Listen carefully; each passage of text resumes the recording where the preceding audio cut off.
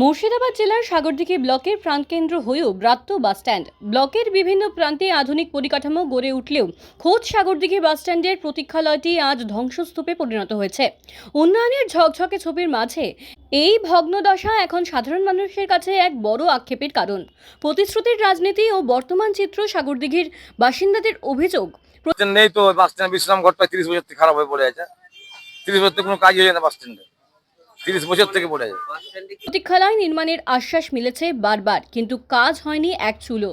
প্রয়াত বিধায়ক সুব্রত সাহা তার জীবনদশায় এই প্রতীক্ষালয় নির্মাণের কথা দিয়েছিলেন। তার প্রয়াণের পর বর্তমান বিধায়ক বাইরন বিশ্বাসও একই প্রতিশ্রুতি দিলেও বাস্তবে তা এখনও অধরা।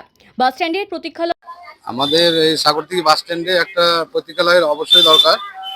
তো এখানে যে প্রতীক্ষালয়টা ছিল ওখানে এখন মানে অবস্থা খুব খারাপ প্রতীক্ষালয়টা। তো বাস্তবে আমাদের এখানে একটা যে মানুষ এসে দাঁড়াবে, সে দাঁড়ানোর কোনো একটা মানে জায়গা নেই। ঝড় বৃষ্টি জল রৌদ্র এসে এখানে অনেক স্টাফ আছে যারা সরকারি সার্ভিস করেন, এসে এখানে দাঁড়ানোর কোনো একটা ব্যবস্থাই নেই। ওদেরকে দাঁড়িয়ে ছাতা ফুটিয়ে দাঁড়িয়ে থাকতে হয়, নাহলে কারোর দোকানে গিয়ে আশ্রয় নিতে হয়। তো আমরা এটা আমাদের বিধায়ক এখানে বাইরন সাহেবকে বলা হয়েছে, তিনি প্রতিশ্রুতি দিয়েছেন যে এখানে একটা আমাদের যাই হোক প্রতীক্ষালয় করে দেবে কিছুদিনের মধ্যে। আর টি বর্তমানে ব্যবহারের অযোগ্য। ফলে রোদ বৃষ্টির হাত থেকে বাঁচতে স্কুল পড়ুয়া, অফিস যাত্রী এবং সাধারণ মানুষকে স্থানীয় দোকানের বারান্দায় আশ্রয় নিতে হচ্ছে। এলাকাবাসীর ক্ষোভ, রাস্তাঘাট বা পানীয় জলের মতো উন্নয়নমূলক কাজ হলেও বাসস্ট্যান্ডের মতো গুরুত্বপূর্ণ জায়গাটি কেন উপেক্ষিত? ভোট আসে ভোট যায়, কিন্তু আমাদের প্রতীক্ষালয় তৈরির দাবি অন্ধকারেই থেকে যায়। ক্ষুব্ধ এক স্থানীয় যাত্রী। সামনেই বিধানসভা নির্বাচন, আর তার আগে এই ইস্যু নিয়ে সরব হয়েছে বিরোধীরা। শাসক দলের দীর্ঘদিনের রাজত্ব থাকা সত্ত্বেও কেন জনস্বার্থের এই সাধারণ দাবিটি পূরণ হলো না, তা নিয়ে প্রশ্ন তুলছে তারা। অন্যদিকে শাসক দলের অঞ্চল সভাপতি রাজা শেখ কিছুটা আশার কথা শুনিয়েছেন। তিনি বলেন, প্রতীক্ষালয় নির্মাণের বিষয়ে আমাদের বিধায়ক বাইরন বিশ্বাসের সঙ্গে কথা হয়েছে। প্রতীক্ষালয় নির্মাণ হলে তিনিই তা করবেন। আশ্বাস আর পাল্টা আশ্বাসের ভিড়ে সাগরদিঘির সাধারণ মানুষ এখন ক্লান্ত। ভোটের মুখে দেওয়া এই নতুন প্রতিশ্রুতি কি আবার ফিকে হয়ে যাবে, নাকি এবার সত্যিই মাথা তুলবে নতুন প্রতীক্ষালয়? উত্তর খুঁজছে সাগরদিঘিবাসী। সাগরদিঘির বুকে এখন পর্যন্ত মানে যে বাস স্ট্যান্ডটা রয়েছে, সে বাস স্ট্যান্ডে মানুষ দাঁড়াতে পারছে না, যে কোনো মুহূর্তে ভেঙে পড়বে। এই এই কারণেই দাঁড়াতে পারছে না যে তাদের প্রাণ সংশয় রয়েছে এবং তারা দাঁড়ালে হয়তো বাস স্ট্যান্ডটা ভেঙে পড়ে যেতে পারে। তবুও এখানকার যিনি বিধায়ক, তৃণমূলের বিধায়ক বাইরন বিশ্বাস, তিনার কোনো হোলদেল নেই। বাস স্ট্যান্ড করার সত্ত্বেও করার জন্য যে মানুষের সুযোগ সুবিধা, যে সরকার বলে মামাটি মানুষের সরকার, তখন আমরা দেখতে পাচ্ছি যেখানে মানুষ প্রত্যেকদিন হাজার হাজার যাত্রী যাতায়াত করছে, যাতায়াত করার সত্ত্বেও সে বাস স্ট্যান্ডে দাঁড়াতে পারছে না। বিভিন্ন দোকান, রাস্তায়, চায়ের দোকানে মানুষকে আশ্রয় নিতে হচ্ছে এবং এই বৃষ্টি বাদলের দিনে মানুষ ঠিকঠাক জায়গায় আশ্রয় দাঁড়াতে পারছে না। এই তৃণমূল সরকার তথা সাগরদিঘির যিনি বিধায়ক আছেন এবং বিভিন্ন রাজ্যের তৃণমূল সরকার শুধু লুট লুট লুটপাট কাটমানি নীতি ব্যস্ত। তেনারা মানুষের কথা চিন্তা করে না। মানুষের কথা যদি চিন্তা করতো, তো সাগরদিঘির যে দুর্দশা, তাহলে অবশ্যই এই বাস স্ট্যান্ড মানে মেরামত করতো এবং বাস স্ট্যান্ড সক্রিয়ভাবে থাকতো, কিন্তু সেটা সেখানে নেই।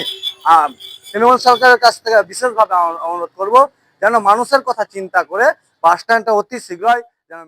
দেখুন, আমাদের একটা তো প্রতীক্ষালয় ছিলই দীর্ঘদিন থেকে, সেটা ওটা না থাকার মতোই মনে হয় যে একদম ড্যাম হয়ে গেছে এবং সামনে দুটো দোকানদার একদম বন্দি করে রেখেছে, তারা ব্যবসা খুলে দিয়েছে। তা আমি আমাদের তৃণমূলের পক্ষ থেকে আমি কিছুদিন আগে বলেছিলাম এবং আমাদের যে এমএলএ সাহেব আছে বাইরন বিশ্বাস, সেও বলেছিল মানুষের কষ্ট দেখে যে সাগরদিঘিতে প্রতীক্ষালয়টা একদম ড্যামেজের খাতায়, যে কোনো মুহূর্তে ভেঙে পড়ে দুর্ঘটনা ঘটতে পারে। সেই জন্য উনি প্রচেষ্টা করে এবং উদ্যোগপক্ষ এবং নেতৃত্ব এবং জেলা নেতৃত্ব রাজ্য লেভেলে নিয়ে আলোচনা করেছেন যাতে খুব তাড়াতাড়ি এই প্রতীক্ষালয়টা হয়, তাহলে সাগরদিঘিবাসীর খুব ভালো হবে। যেমন বৃষ্টি হলে কোনো দোকানে দৌড়ে ঢুকতে হয়, সেটা হবে না। তো আমরা চাইবো খুব দ্রুততার মধ্যে সাগরদিঘি বাস স্ট্যান্ডে যাতে প্রতীক্ষালয়টা হয়ে উঠে সেই জন্য আমরা আমাদের পক্ষ থেকে আমরা স্বতঃস্ফূর্ত ভাবে আমরা এই কাজের জন্য এগিয়ে যাব এবং আমাদের এমএলএ সাহেব এটা করবে।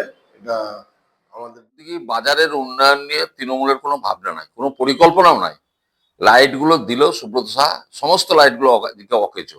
বাস স্ট্যান্ডে আমরা বিডিওর কাছে 3বার ডেপুটেশন দিয়েছি যে একটা ভালো বাস স্ট্যান্ড স্বাগতিতে, যেহেতু জায়গা আছে, বাস স্ট্যান্ড আছে, ওটাকে ভেঙে ভালো করে যদি বিশ্রামাগার করা যায়, মানুষ ওখানে দাঁড়াতে পারে। শয়ে শয়ে মানুষ প্রতিদিন দাঁড়ায়, মঙ্গলবার শুক্রবার তো প্রচুর মানুষ দাঁড়ায়, কিন্তু কোনো পদক্ষেপ, যেহেতু পঞ্চায়েত সমিতি কোনো পরিকল্পনা করছে না, বিডিও সাহেব বলছে আমার তো হাত পা বাঁধা, আমি তো কিছু করতে পারবো। আগের ভিডিও, এই ভিডিওর কাছে আমরা যাইনি, তো পরিকল্পনা নাই।